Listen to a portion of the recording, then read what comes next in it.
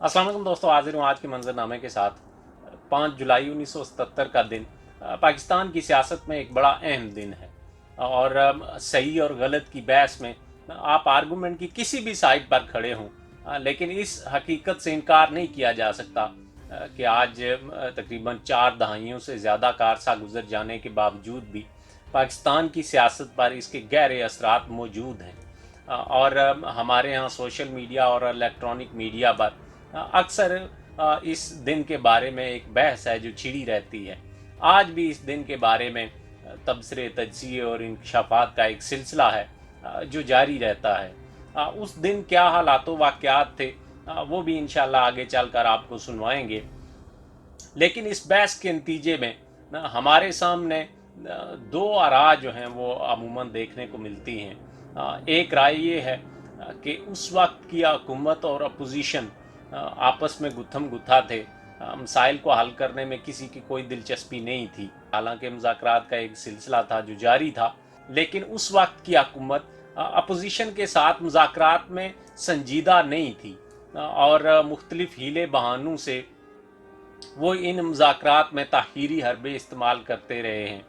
कुछ लोगों का ख्याल है कि शायद कोई मुआहदा भी हुआ था और जब उस मुआहदे पर दस्तखत करने का वक्त आया तो वज़ीर आज़म ने जहाज़ पकड़ा और बैरूनी दौरे पर निकल गए। चूँकि हुकूमत मसाइल हल करने में संजीदा नहीं थी, इसलिए उस वक्त की अपोजिशन को हुकूमत पर एतबार नहीं था, जिसकी वजह से ये जो जलाओ गिराओ और एहतजाज का एक ना ख़त्म होने वाला सिलसिला था, इसमें दिन ब दिन शिद्दत आती जा रही थी। और 5 जुलाई को हालात इतने ख़राब हो गए थे कि मुल्क की सलामती की खातिर फ़ौज के पास और कोई ऑप्शन नहीं बचा।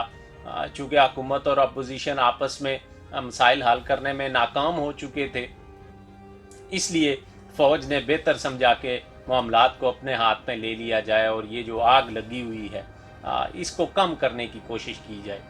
जबकि दूसरी तरफ का ख्याल है कि उस वक्त की हुकूमत अपोजिशन के साथ संजीदा मुज़ाकरात कर रही थी और उस वक्त जो एक मुआहदा तय पाया था उस पर भी अगर दस्तखत हो जाते तो अपोजिशन का बड़ा मुतालबा जो है वो इलेक्शन का था, और अगर इलेक्शन पर हुकूमत राज़ी हो गई थी तो थोड़ा सा और वक्त दिया जाता ताकि उस मुआहदे पर दस्तखत हो जाते और ये सारा जो एहतजाज है या ये जो जलाओ गिराओ है ये सारा ख़त्म हो जाना था और हालात आहिस्ता आहिस्ता नॉर्मल होने शुरू हो जाते।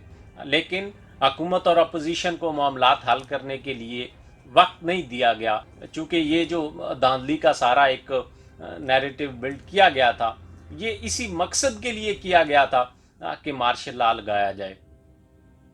अब उस वक्त की क्या सूरत हाल थी, कौन मुज़ाकरात में संजीदा था, कौन मुज़ाकरात में संजीदा नहीं था, इस बारे में हमारे यहाँ अक्सर एक कन्फ्यूजन रहती है। रेडियो पाकिस्तान की सुबह 6 बजे की जो ख़बरें हैं उसमें आप सुन सकते हैं, उम्मीद है आपने सुन रखी होंगी।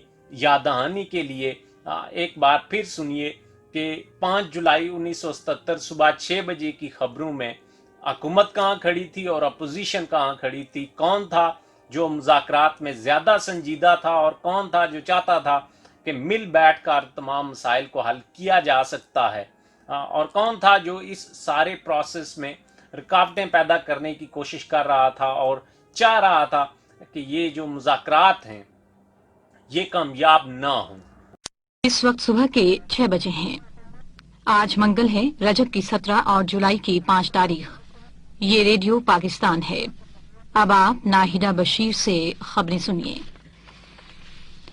वजीर आजम जनाब जुल्फिकार अली भुट्टो ने कहा है कि वफाकी वजीर मिस्टर अब्दुल हफीज पीरजादा और PNA के secretary general professor Ghafoor Ahmed के दरमियान आज सुबह मुलाकात का इम्कान है और मुज़ाकराती कमेटी का इजलास आज 30 से पहर किसी वक्त हो सकता है।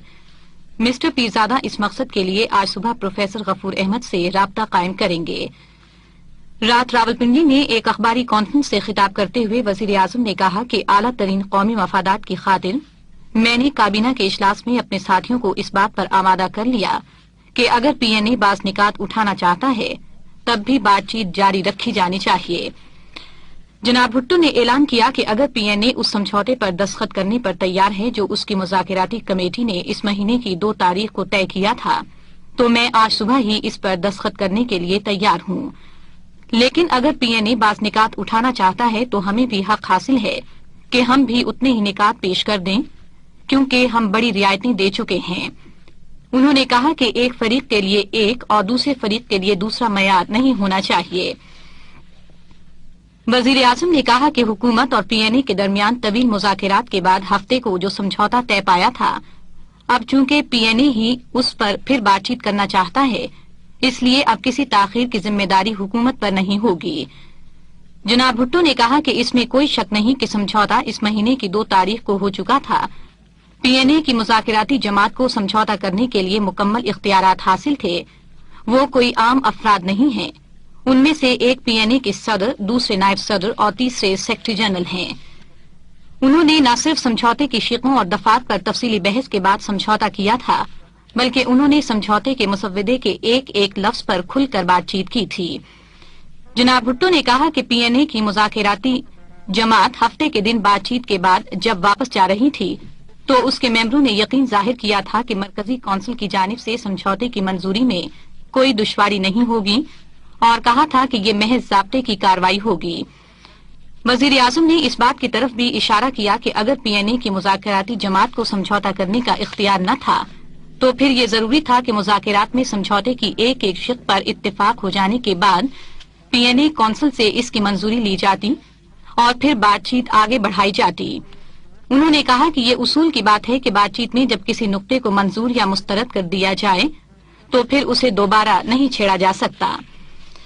वजीर आजम ने कहा कि ये एक उसूल की बात है कि बातचीत के दौरान जब किसी बात को मंजूर या मुस्तरद कर दिया जाए तो फिर उसे दोबारा नहीं छेड़ा जा सकता, और इस बात की कोई अहमियत नहीं है कि पीएनए ने अब जो निकात पेश किए हैं वो अहम हैं या नहीं।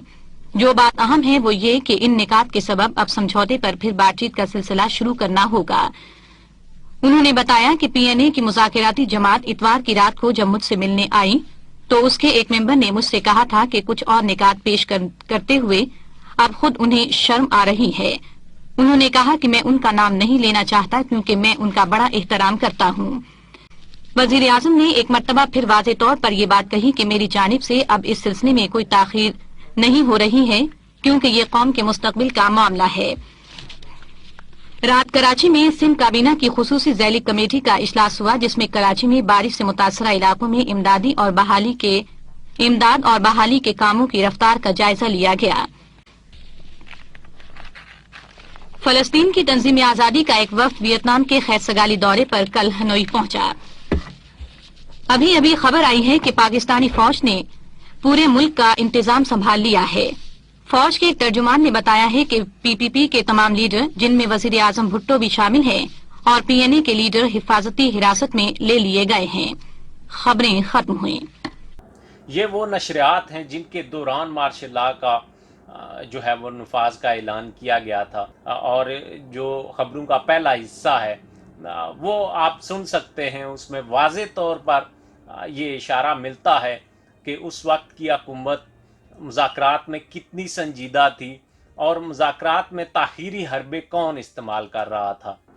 इसीलिए उन्होंने बावजूद इसके कि आपने उनसे इत्तफ़ाक़ी राय कर लिया था, आपने दोबारा से एक बेअसूली बात की है। जब आप किसी बात पर मुत्तफ़िक हो जाते हैं तो फिर ये आपकी ज़िम्मेदारी है कि आप किस तरह से अपने साथियों को राज़ी करते हैं। वो लोग जो मुज़ाकरात करने आए थे वो कोई आम लोग नहीं थे, वो पीएनए के सदर थे, जनरल सेक्रेटरी थे और दूसरे ओहदेदारान थे। वो बाइख्तियार लोग थे। लेकिन इस सारे मामले में कोई और शख्स था जो चाहता था कि मुज़ाकरात कामयाब न हो। अगर हुकूमत और अपोजिशन में ये बात होती तो हुकूमत की तरफ से हर मुमकिन कोशिश की गई कि मुज़ाकरात कामयाब हों। एक बार इत्तेफाक़ी राय पैदा होने के बावजूद उन्होंने दोबारा से अपोजिशन को मौका दिया कि वो अपनी बात उनके सामने रखें, वो उनकी बात सुनने के लिए तैयार हैं। मसाइल कहाँ नहीं होते, बहरान कहाँ पैदा नहीं होते, लेकिन लीडरशिप का काम होता है कि सबको साथ लेकर चले, बातचीत के ज़रिए से मसाइल को हल करने की कोशिश करें। और कोई भी पार्टी अगर मसाइल को हल करने की नीयत रखती हो تو وہ مذاکرات کا راستہ اختیار کرے گی، وہ بات چیت کا راستہ اختیار کرے گی. لیکن اگر اس کی نیت مسائل کو حل کرنے کی نہیں ہے تو وہ ہمیشہ مذاکرات سے بھاگے گی، اس میں تاخیری حربے استعمال کرے گی. اگر اس وقت کی حکومت اپوزیشن کی بات سننے کو تیار تھی، ایک بار بے اصولی کرنے کے باوجود وہ اگر اپوزیشن کی بات سننے کے لیے تیار تھے، تو اس کا مطلب ہے کہ حکومت ان مسائل کو حل کرنا چاہتی تھی. اور جس طرح سے آپ نے سنا کہ اگر اس وقت کی اپوزیشن جو طے شدہ معاہدہ تھا، جو حکومت کے ساتھ معاہدہ ہوا تھا، اس پر اگر وہ راضی ہو جاتے تو حکومت اس پر اسی صبح دستخط کرنے کے لیے راضی تھی. لیکن ایک بات انہوں نے واضح طور پر کہہ دی کہ اب اس سارے معاملے میں جو تاخیر ہے اس کی ذمہ داری مجھ پر نہیں ہے اور ہونی بھی نہیں چاہیے. جو شخص یا جو پارٹی آپ کے ساتھ اتفاق رائے کر چکی ہے اور آپ کے مطالبات تسلیم کر چکی ہے، اب اس سارے معاملے میں اگر تاخیر ہو رہی ہے تو اس کی ذمہ داری اس پر نہیں ڈالی جا سکتی. اگر حالات دن بدن خراب ہو رہے تھے تو اس کی ذمہ داری اپوزیشن پر ڈالی جا سکتی ہے یا ان خفیہ ہاتھوں پر ڈالی جا سکتی ہے جنہوں نے ایک بار اتفاق رائے پیدا ہونے کے باوجود اس میں رکاوٹیں پیدا کی اور اپوزیشن کو، جو کہ انہی کے اشارے پر ناچ رہی ہوگی، کیونکہ اگر میں آپ سے کسی بات پر اتفاق کر لیتا ہوں تو میں نے تو اپنی سوچ اور سمجھ اور اپنے مطالبے کے مطابق اتفاق کیا ہے.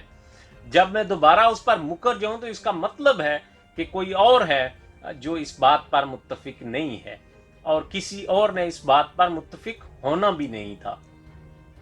یہ سارا کھیل اسی لیے رچایا گیا تھا کہ کچھ لوگ حکومت سے خوش نہیں تھے، کچھ لوگ وزیر اعظم سے خوش نہیں تھے، اور انہوں نے جو اپنی ایک بساط ہے وہ بچھائی ہوئی تھی اور یہ مذاکرات کی کامیابی اس میں فٹ نہیں ہو رہی تھی. اس وجہ سے مذاکرات کامیاب نہیں ہوئے اور پاکستان ناکام ہو گیا. یہ کسی ایک شخص یا کسی ایک حکومت کی ناکامی نہیں ہے، یہ پاکستان کی ناکامی تھی. کسی فرد واحد کا نقصان ہوا یا نہیں ہوا، کسی کے ساتھ زیادتی ہوئی یا ظلم ہوا، یہ ایک الگ بحث ہے. لیکن اس کے نتیجے میں پاکستانی معاشرے کا جو نقصان ہوا اس سے پاکستانی معاشرہ آج تک باہر نہیں نکل سکا. یہ پاکستان کے ساتھ زیادتی تھی، یہ پاکستان کی آنے والی نسلوں کے ساتھ زیادتی تھی. آج جو ہمارے معاشرے میں قانون، انصاف اور عدالتوں کا جو حال ہے وہ آپ کے سامنے ہے. ہم کس طرح سے فرقہ واریت اور شدت پسندی میں جکڑے ہوئے ہیں اور ایک دوسرے کی بات سننے کے لیے تیار نہیں ہیں. یہ وہ اقدار ہیں جن کو اس دن سب سے زیادہ نقصان پہنچا تھا اور یہ نقصان ہم سب کا نقصان ہے. اجازت دیجیے. اللہ حافظ.